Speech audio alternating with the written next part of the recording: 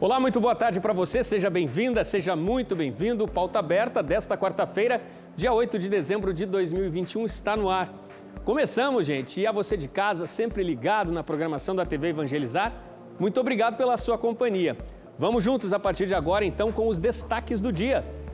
O governo federal anuncia que vai exigir quarentena de 5 dias a passageiros que chegam do exterior ao Brasil e que não concluíram o ciclo vacinal contra a Covid-19. O Brasil de olho na reunião do Copom. Daqui a pouquinho, o Comitê de Política Monetária do Banco Central deve divulgar a nova taxa de juros para conter a inflação. E, se confirmada, a nova alta pode até mudar algumas regras da poupança. Na Alemanha, o novo chanceler assume em lugar de Angela Merkel. É Olaf Scholz que chega ao poder em coalizão, que reúne liberais e ecologistas. E o Pauta Aberta desta quarta mostra para você a guerra declarada a um peixe invasor que se multiplica no Mar do Caribe e até em águas brasileiras. Fique com a gente, o Pauta Aberta de hoje já está no ar.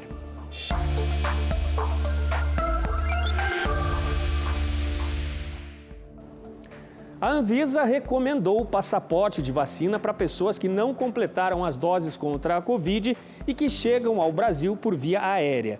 O governo do Brasil optou por outro caminho. Passará a exigir 5 dias de quarentena a esses viajantes. O Brasil vai exigir quarentena de 5 dias para viajantes que não tenham completado o ciclo vacinal e desembarcarem no país por aeroportos. No fim do prazo de 5 dias, esses passageiros terão de fazer um exame RT-PCR e, caso não tenham o vírus, poderão circular normalmente. Já se o resultado for positivo, vão ser monitorados pelas autoridades sanitárias. Nós nos reunimos diversas vezes para buscar uma tomada adequada de decisão. A própria Organização Mundial de Saúde, a respeito da variante Ômicron, já se pronunciou a esse respeito, dizendo da responsabilidade que se deveria ter ao impor restrição a cidadãos que eventualmente não tomaram suas doses de vacina ou que não têm o sistema de imunização completa. É necessário defender as liberdades individuais, respeitar os direitos dos brasileiros a acessarem livremente as políticas públicas de saúde. As vacinas que vão ser exigidas são aquelas aprovadas pela Organização Mundial da Saúde. O governo federal também manteve a cobrança do exame RT-PCR feito 72 horas antes do embarque ao Brasil. A pandemia indo para os melhores índices do mundo no que diz respeito ao seu controle, mas nós temos que tomar algumas atitudes para a reabertura das nossas fronteiras por conta da nossa retomada econômica do nosso país.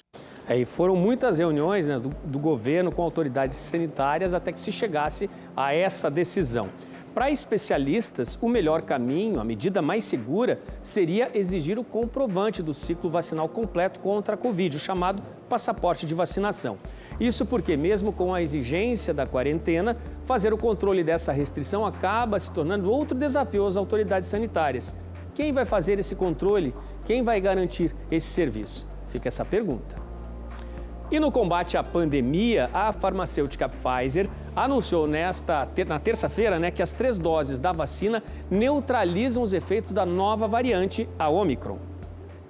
Aplicada em 3 doses, a vacina da Pfizer é capaz de neutralizar a variante Ômicron do coronavírus. O estudo mostra que uma 3ª dose do imunizante faz aumentar o número de anticorpos em 25 vezes, se comparado com o efeito da vacina nas pessoas que tomaram apenas as 2 doses. Apesar desta comparação, é importante destacar que, ainda assim, quem tomou as 2 doses já está protegido dos efeitos mais graves da doença e tem menos riscos também de ser hospitalizado. A Pfizer é a 2ª vacina mais aplicada no Brasil, com 33,5% das doses administrativas, segundo dados do Ministério da Saúde.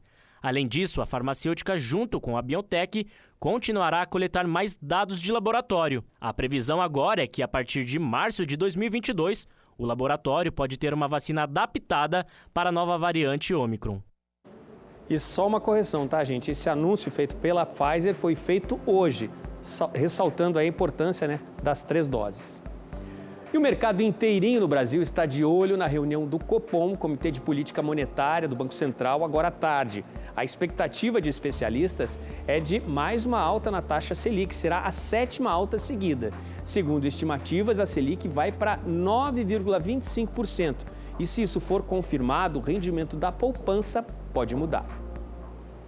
Hoje tem decisão importante do Banco Central que pode impactar no cálculo do rendimento da poupança do brasileiro. O mercado avalia que o governo irá aumentar mais uma vez a taxa básica de juros. A expectativa é que a Selic aumente dos atuais 7,75% para 9,25% ao ano. Se essa expectativa se confirmar hoje, o cálculo de rendimento da poupança vai mudar também. A lei em vigor, criada em 2012, previa um limite para a valorização da poupança, 0,5% da Selic. Mas a mesma lei tem também uma espécie de gatilho. Se a Selic passar de 8,5%, a poupança passa a valer 70% da taxa Selic. Para especialistas, a poupança irá deixar de ser menos atrativa. Um exemplo, hoje, R$1.000 aplicados rendem ao final de 12 meses R$ 61,25. Com as novas regras,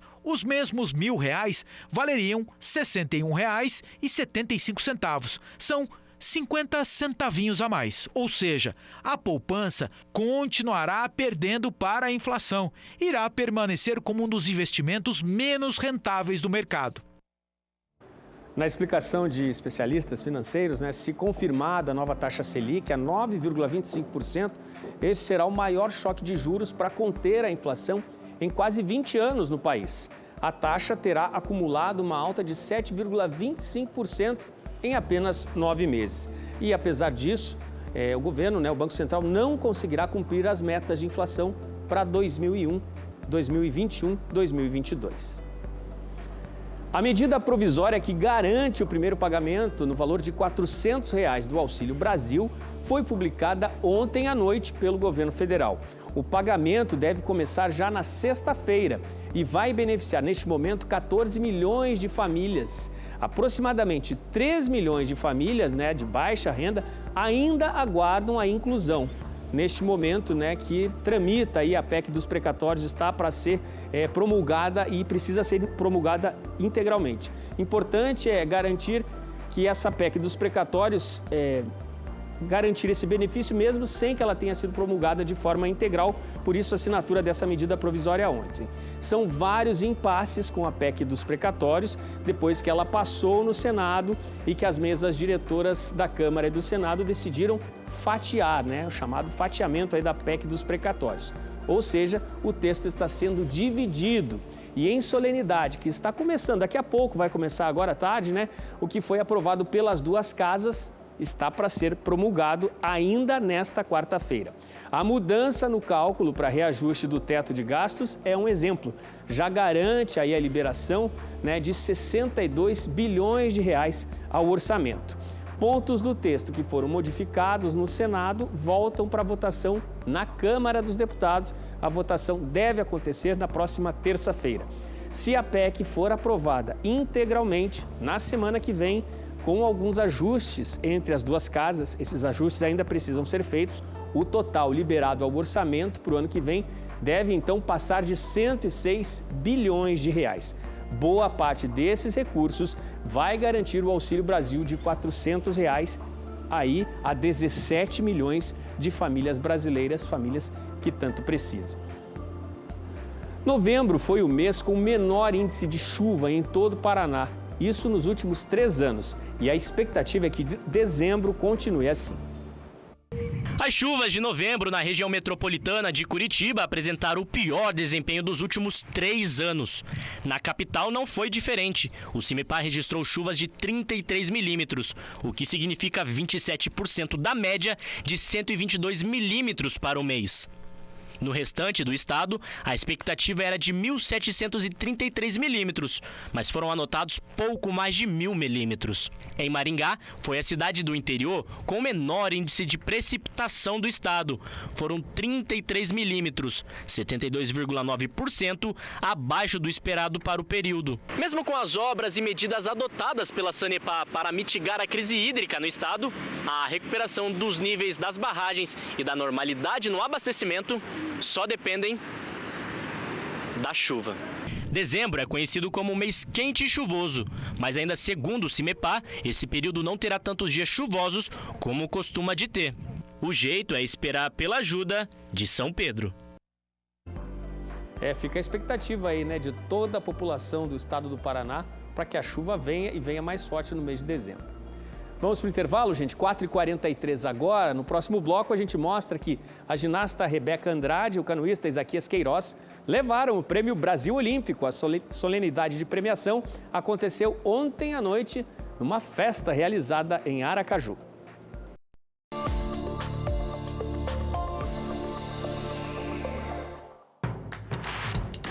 Não perca mais nenhum vídeo da TV Evangelizar. Inscreva-se agora.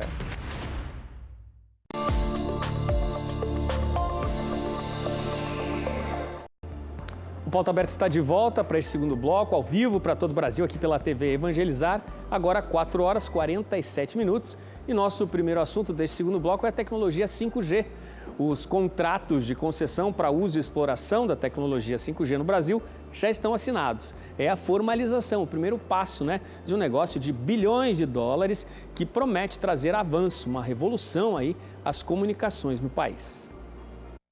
A assinatura dos contratos oficializou a aquisição de 4 faixas de radiofrequência arrematadas por 10 empresas. Os serviços de internet serão implementados em todos os 5.570 municípios do país. Até julho de 2022, a tecnologia 5G deve estar disponível em todas as capitais brasileiras. As vencedoras também levarão fibra ótica à região amazônica, ampliarão a cobertura em 36 mil quilômetros de rodovias federais com pelo menos a tecnologia 4G e criarão uma rede privativa de comunicação para a administração pública federal. Que é o 5G que vai fazer com que a gente tenha uma revolução, que a gente transforme o Brasil na economia digital, num hub de inovação, que a gente possa fazer, como eu postei esses dias, a telecirurgia.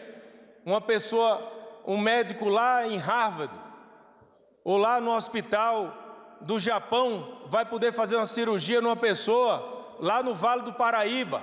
O leilão da tecnologia 5G foi a maior oferta de radiofrequências da América Latina. Realizado em novembro, arrecadou mais de 47 bilhões de reais, dos quais 90% serão investidos na ampliação da conectividade no país.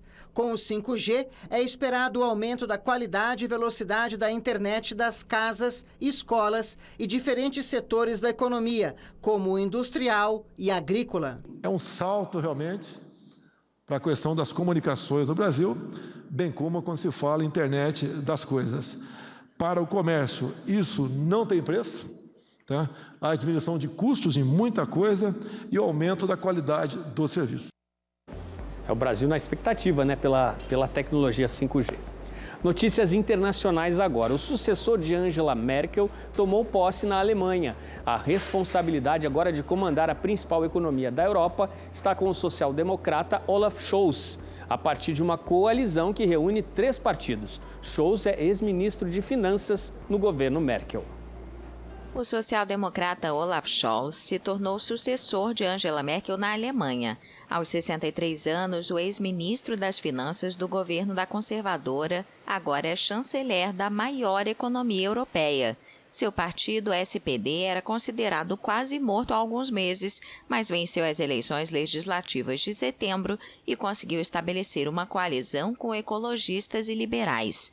Sem fazer muito barulho e inspirando-se no estilo sóbrio de Merkel, este amante das longas caminhadas conseguiu se destacar, apesar de ser pouco conhecido pelos próprios alemães. Descrito pela revista Der Spiegel como a encarnação do tédio na política, Scholz passou por todos os níveis da atividade pública desde os anos 1970. Nascido em Osnabrück em 14 de junho de 1958, Olaf Scholz entrou para o SPD aos 17 anos. Ele se tornou advogado, foi deputado, secretário-geral do partido, prefeito de Hamburgo, ministro do Trabalho e das Finanças. Olaf sempre foi alvo de piadas por seu comportamento austero e discursos em tom robótico. Ele diz que as críticas não são totalmente falsas, mas justifica que sempre dava as mesmas respostas, porque sempre lhe faziam as mesmas perguntas. Apesar do pouco carisma, Scholz conseguiu convencer boa parte do eleitorado ao apresentar uma imagem de competência. Da Alemanha, vamos para as águas do Mar do Caribe. É que uma guerra está declarada a um peixe exótico que se reproduz sem predadores, principalmente no Mar do Caribe, mas também já aparece em águas brasileiras, ali pelo norte do país. É a guerra ao chamado peixe-leão ou peixe-escorpião voador. Na Venezuela, tem até concurso no combate à proliferação desse peixe, que é considerado uma ameaça a várias espécies nativas. Maria Escalona e Patti Del Macho participam de um concurso organizado pelo governo venezuelano para caçar peixes-leão. A espécie, nativa dos oceanos Índico e Pacífico, vem se espalhando entre as costas da Flórida e o norte do Brasil. Ela se prolifera tanto no Caribe e no Atlântico Ocidental, que colocam o ecossistema em risco. O peixe-leão é insaciável e se alimenta de ovos, pequenos peixes, crustáceos e moluscos. Em parte, ele é responsável pelo declínio de outras espécies na área, juntamente com a poluição, o aquecimento global e a pesca excessiva. As autoridades venezuelanas tentam conter sua propagação com concursos de pesca e a promoção de sua carne. Ele não tem depredador natural quando é adulto. Ele não tem predador natural quando adulto. Além disso, se alimenta vorazmente e cresce muito rápido. O problema é que ele espanta espécies que são nossas, como os pargos, as garoupas e outros animais que são importantes para os nossos ecossistemas. Por isso, essas estratégias são utilizadas para retirá-los, porque não tem predador, ninguém os come. Estas estratégias de sacá-lo porque não tem depredador, nadie se los come. Mas a captura é complicada. Por viver em águas profundas e raramente se prender em redes de pesca, o peixe-leão só pode ser alcançado através de mergulhos no fundo do mar. É um trabalho monumental. Exige um certo esforço, porque nem todos os mergulhos são frutíferos e é bem desgastante. E desgasta bastante. O peixe-leão foi visto pela primeira vez na costa da Flórida em 1985 e os especialistas dizem que foi solto de aquários particulares. Também é conhecido como peixe-escorpião voador ou zebra, e alguns habitantes locais o chamam de peixe-diabo. Eles o temem por seus espinhos e nadadeiras espetaculares, mas venenosas, que podem causar fortes dores e até paralisia. Seu avanço pelo mar é tão forte que já começa a colonizar o Mediterrâneo. William Álvares, um experiente pescador submarino de Chichirivite, na costa venezuelana, tenta capturar o animal. Ele vai à caça todos os dias e usa a carne do peixe para fazer ceviche, que ele chama de ceviche. Seria bueno já um dia não conseguirlo, não? Pero parece que... Seria bom não conseguir um dia, mas parece que isso não vai acontecer, porque, por exemplo, aqui no Caribe, o peixe-leão não tem predador natural e sua reprodução é muito grande, 30 mil, 40 mil ovos a cada 4 dias. 30 mil, 40 mil huevitos cada 3, 4 dias. O prato não dá muito lucro, mas ele ainda acredita que o esforço vale a pena. Um peixe-leão menos vão ser miles de pececitos que... Um peixe-leão a menos significa milhares de peixinhos que não serão comidos e milhares de ovos de peixe-leão que não vão prosperar. O medo dificulta a incorporação do peixe-leão na dieta, mas há quem afirme que é melhor do que a lagosta. Para ceviche, o melhor que é isso. E melhor que caviar, não? É a melhor carne para o ceviche e supera o caviar agora. Eles chegaram por aqui há 6 anos. Aliás, se você encontrasse algum há 15, 20 ou 30 anos, provavelmente sairia correndo. O peixe causa um estrago, mas o ceviche deve ser bom. Vamos falar de podcasts agora. Olha só, eles estão se tornando uma febre por serem ferramenta de comunicação, de fácil acesso e que tem uma linguagem dinâmica. Um jovem engenheiro agrônomo de Palotina, no oeste do Paraná, decidiu usar essa ferramenta para falar sobre gestão administrativa rural, uma estratégia que tem dado certo. A gestão administrativa e financeira de pequenas propriedades rurais, onde a agricultura familiar é o forte, ainda não é algo comum. No Brasil, a sucessão familiar é baixa. A cada 3 filhos de produtores, apenas um continua na propriedade depois de adulto e ajuda a tocar o negócio da família. A gente vai passando, né, de pai para filho, e eles um dia querem que continuem, né?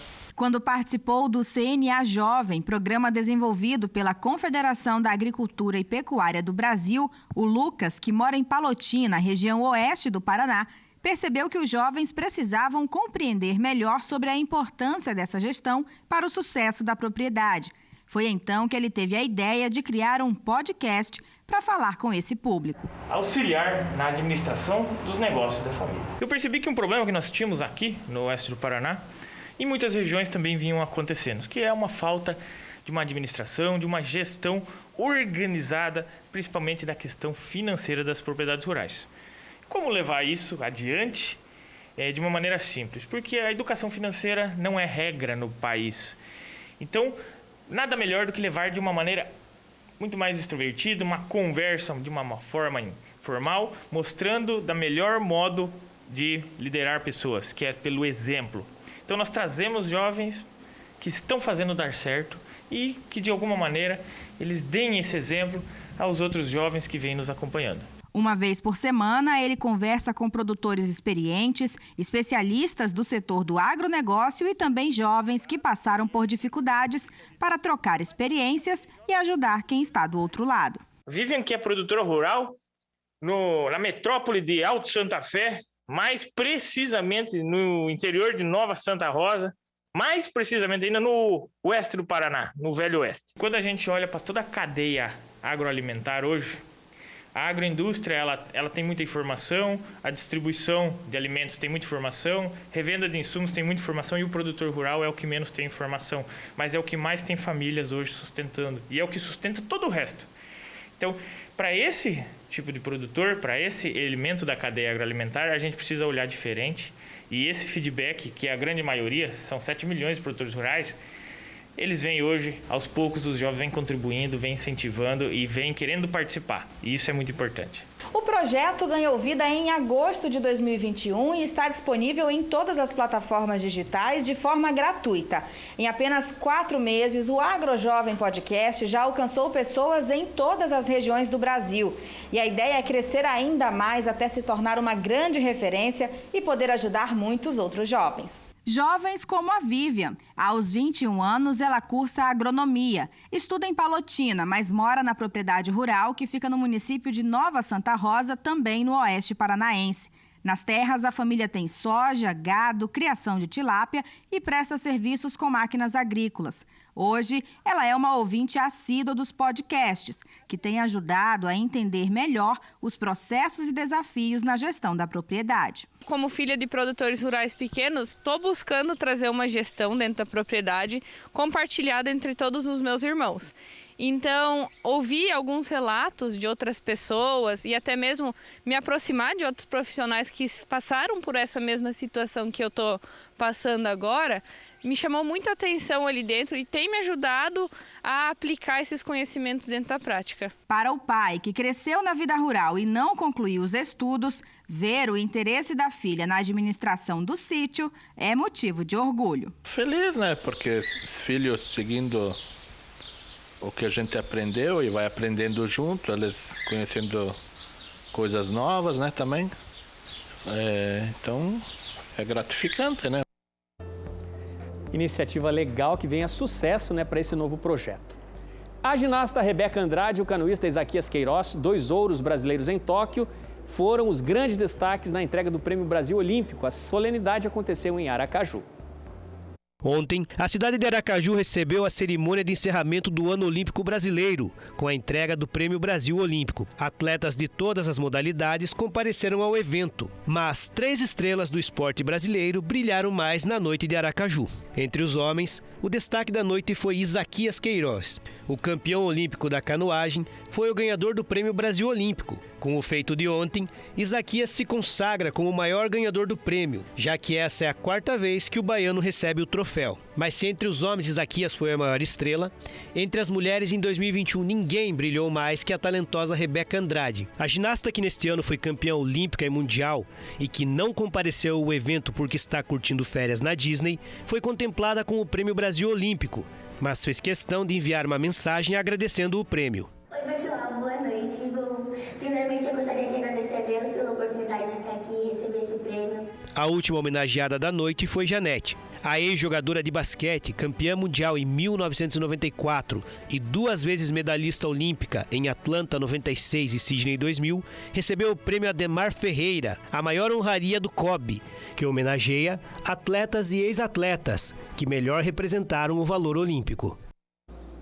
Prêmios merecidíssimos. Acabou, a gente não temos tempo de mais nada. Obrigado pela companhia. A gente volta a se encontrar amanhã à tarde aqui no Pauta Aberta. Tchau, tchau.